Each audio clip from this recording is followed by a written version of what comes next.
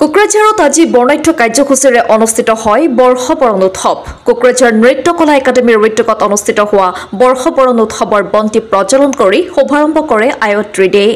কোকৰাঝাৰ চহৰৰ শান্তিনগৰৰ সাৰ্বজনীন দুৰ্গাবাৰী প্ৰাংগণত অনুষ্ঠিত হোৱা অনুষ্ঠানত সংগীত পৰিৱেশন কৰি অনুষ্ঠানৰ মুকলি কৰা হয়। ইয়াৰ পিছতে সম্বৰ্ধনা অনুষ্ঠানৰ জৰিয়তে বহুকেইগৰাকী বিশিষ্ট ব্যক্তিক সম্বৰ্ধনা জনোৱা হয়। উল্লেখ্য যে প্ৰথমবাৰৰ বাবে কোকৰাঝাৰ নৃত্যকলা একাডেমীৰ অধ্যক্ষ প্ৰলয় দত্তৰ অহৰহ প্ৰচেষ্টাত অনুষ্ঠিত হোৱা বৰ্ষবৰণ উৎসৱত বহু পুৰুষ মহিলা যুৱক যুৱতীয়ে অংশগ্ৰহণ কৰে। আজিৰ বৰ্ষবৰণ উৎসৱৰ অনুষ্ঠানৰ লগত সংগতি ৰাখি এক সাংস্কৃতিক অনুষ্ঠানৰো আয়োজন কৰা হয়। অনুষ্ঠানত কোকৰাঝাৰ নৃত্যকলা একাডেমীৰ ছাত্ৰ ছাত্ৰীকে ধৰি কণ কণ ল'ৰা ছোৱালীয়ে নৃত্য প্ৰদৰ্শন কৰি সকলোকে আপ্লুত কৰি তোলে। বৰ্ষবৰণ অনুষ্ঠান তেওঁলোকে নৃত্যকলা একাডেমীৰ ফালৰ পৰা ভাল লাগিছে।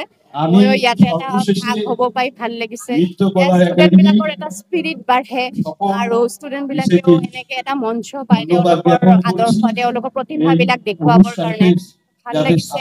আৰু বিভিন্ন বহুত মানুহ আহিছে, সমাগম হৈছে, সেইকাৰণেও ভাল লাগিছে।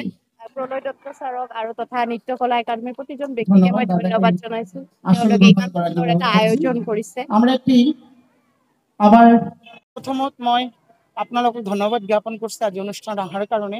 আজি আমি বিশাল আকাৰত বৰ্ষবৰণ অনুষ্ঠান ইয়াত আৰম্ভ কৰিছোঁ। আজি কোকৰাঝাৰ শান্তিনগৰ দুৰ্গাবাৰী সৰ্বজনীন দুৰ্গাবাৰীৰ প্ৰাংগণত ইয়াতে প্ৰত্যেকটা নৃত্যকলা একাডেমীৰ ছাত্ৰ ছাত্ৰীৰ দ্বাৰাই আমাৰ বৰ্ষবৰণ, যিটো আমাৰ ৰবি ঠাকুৰৰ জন্ম মাস, যিটো আমি বসন্ত উৎসৱ বৰ্ষবৰণ আৰু 25 বৈশাখ আমি পালন কৰোঁ।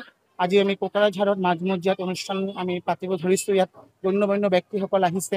কাৰ্যবাহী সদস্য শ্ৰীমতী আৰতি মেডাম আহিছে, আমাৰ অল আসাম বাঙালী ফেডাৰেশ্যনৰ স্বপন গোস্বামী ছাৰ আহিছে, আৰু আমাৰ ইয়াত শাস্ত্ৰীয় সংগীত শিল্পী আমাৰ শিখা মেডাম, আমাৰ উৰুকা মণ্ডল বাৰৈ ছাৰ আহিছে, জয়ন্ত দে নিখিল বংগ সাহিত্য সভাৰ, আৰু ইয়াতে আপোনাৰ অল BTR-ৰ আমাৰ যিটো চিনিয়ৰ চিটিজেনৰ উপসভাপতি তেখেত আহিছে। বহুত ভাল ভাল ব্যক্তিসকল ইয়াত উপস্থিত হৈছে, সকল ধন্যবাদ জ্ঞাপন কৰিছোঁ।